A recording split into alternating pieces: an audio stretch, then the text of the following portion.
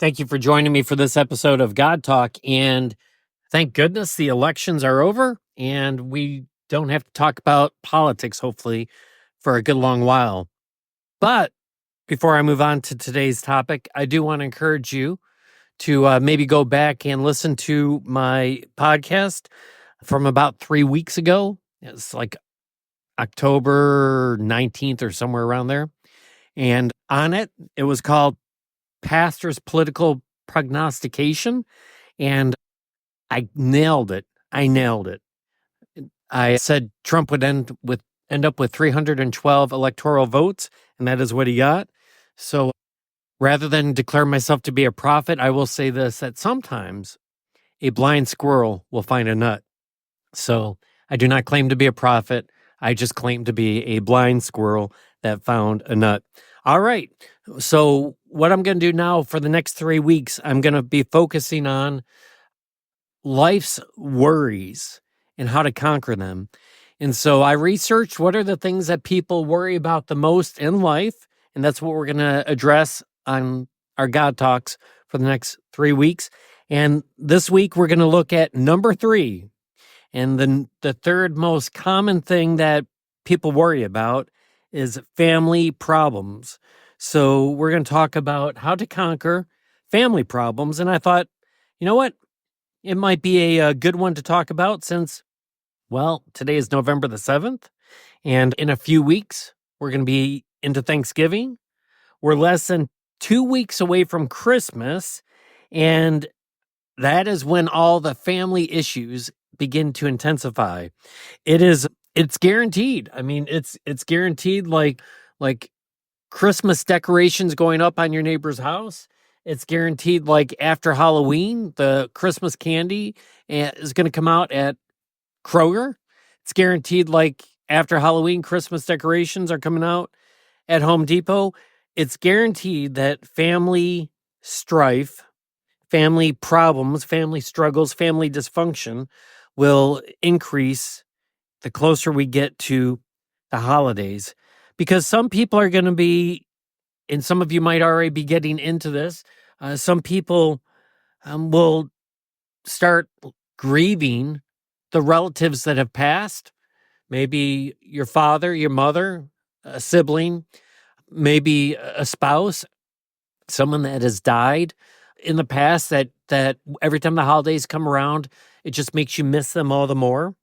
For some of you, you might be grieving and missing having to spend a holiday without your kids with you.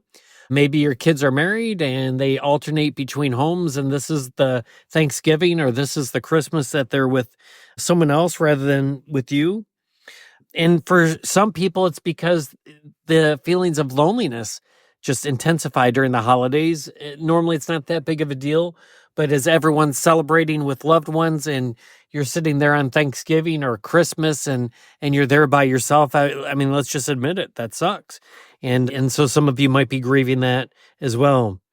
On the other hand, and certainly if you do find yourself feeling bad, sorry for yourself, lonely during the holidays because you're by yourself, you might put yourself in the shoes of those people who are having to spend holidays with people who they don't want to spend holidays with. Maybe distant relatives, maybe your spouse's parents or brother or someone that's in the extended family that you really don't like being around and you're forced to spend time with them during the holidays. So that might even be worse than being alone, or maybe it's not. But my point is it's just guaranteed the closer we get to the holidays, the more people are going to struggle with family type situations.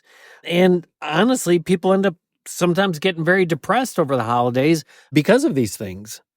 When things are not right in the family, it can take a pretty significant toll on our outlook on life.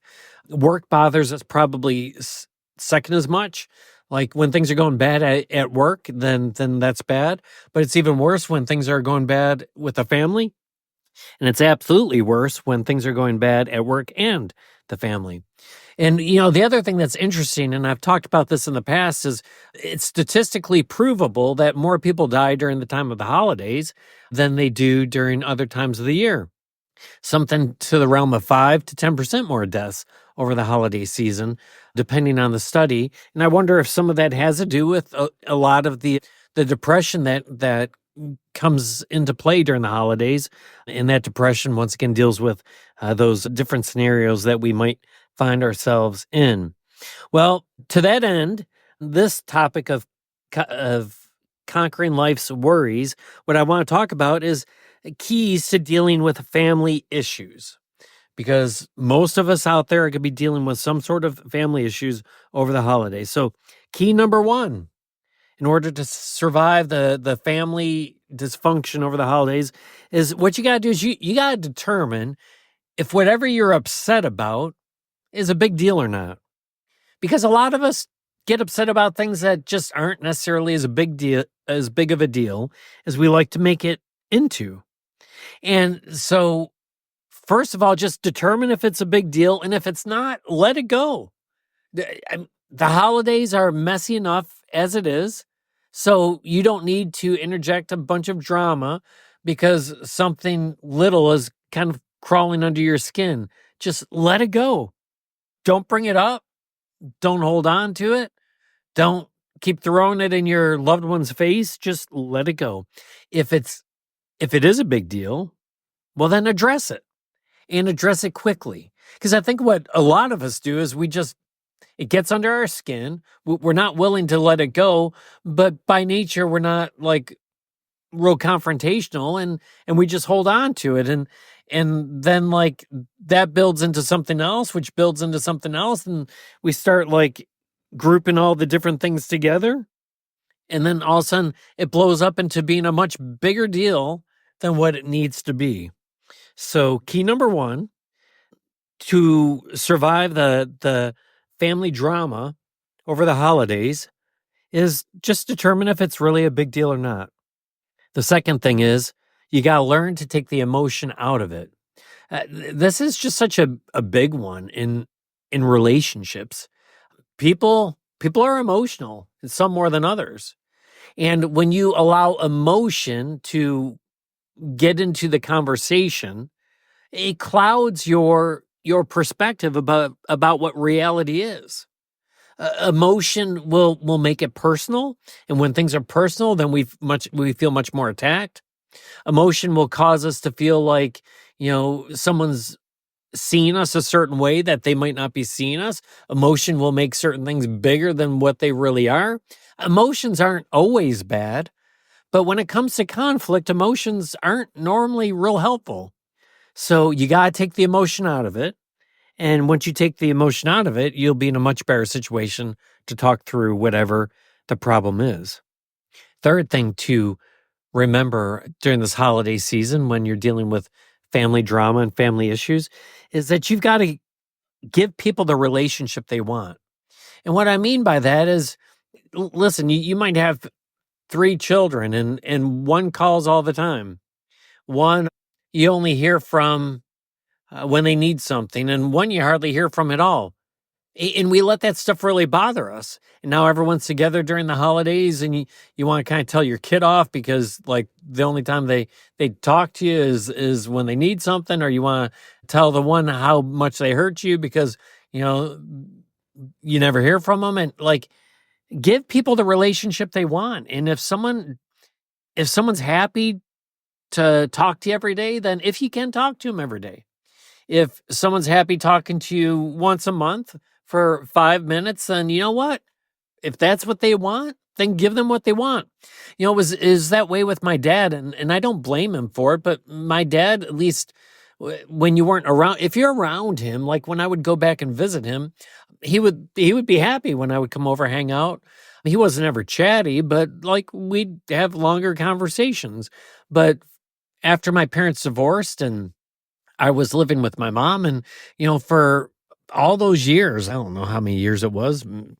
Well, I mean, from age 10 on, basically, the only time I would hear from my dad would be maybe once a month. He'd call, and the conversations would be 3 to 4 minutes, and then those were long conversations. Sometimes they're more like two minutes. He might call and just say, "Hey, how's it going? Yeah, just was wondering, what was up with you. Okay, well, it was great talking to you, and we'll talk to you later. Like that, that was it for many years. I mean, from 10 until really the day my dad died. I mean, even as adults, like the conversations weren't long over the phone, and like I could resent him for it. I could be, crabby about it, but no, that's just how he's wired and how he worked, and he didn't mean anything by it.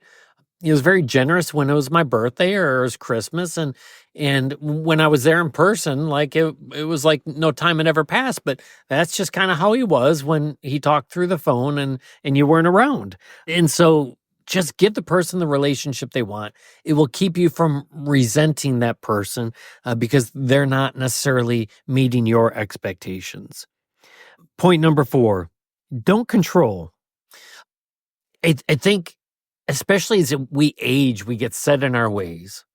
And maybe your kids come over with your grandkids and they're not parenting the way that you think they should. Their kids aren't finishing the food on their plate. And you're all offended because there's starving kids in Africa. You're all offended because you spent all that time like making that food, and the kid eats like 3 bites and the parents scraping the plate in the garbage, and that makes you mad. Once again, go back to number 1. Is it that big of a deal? No, it's really not. And stop trying to control like other people in the family. If that's how Aunt Sally wants to eat her stuffing, let Aunt Sally eat her stuffing that way. If that's the way that your grandkids are drinking their drink or not finishing it and whatever, like if the parents fine with it, fine. I'm not saying let them just like eat 3 bites of your food, throw it all away, and then 15 minutes later I ask you to make mac and cheese. I mean, there needs to be boundaries, but you get what I'm saying. In general, just because that's not the way that you do it doesn't mean that it's necessarily wrong. So stop trying to control other people in the family. You're forced to be around them this time of the year, and they're coming over to your house or you're going to theirs. Just let them be how they're going to be. And along with that, don't let other people control you, because sometimes it's the person's house that you're going to that's controlling you. Maybe it's Aunt Sally that's coming over to your house and telling you how you should cook the turkey. No, I'll eat what I want to eat. If I don't want the cranberry sauce, Aunt Sally, shut up. I don't want the cranberry sauce. Aunt Sally, did I ask you on how to cook the turkey? I've been cooking it for like 30 years. If you don't like it, don't eat it. Right?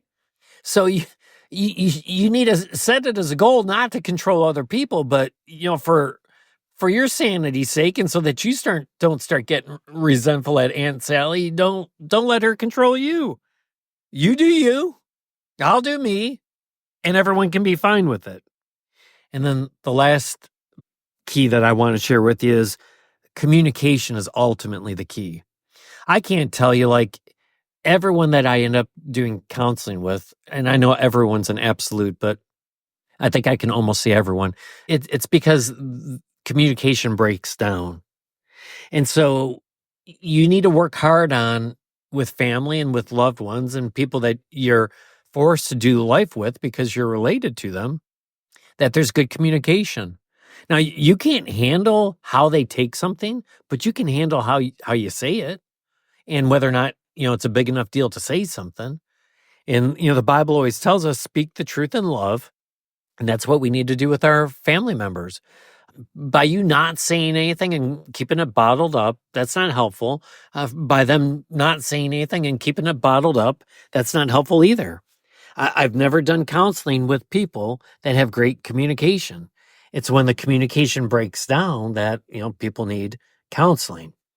So listen, I know we're getting into that time of the year in which things are kind of going to get a little tense, might get a little nasty at times, and you might be dreading who you're spending the holidays with or whatever it might be. But I really think like this isn't exhaustive. I spent 20 minutes just kind of thinking about, what would be my recommendations through all my years of being a pastor and just life in and of itself. What are some helpful keys? I think if you practice and implement and remind yourself of these 6 keys, that will help make this holiday season a little bit better as you're dealing with family problems. Well, thank you for joining me for this episode of God Talk, and I look forward to talking to you next week with number two of the second greatest thing that people worry about. That will be next Thursday. God bless and have a great week.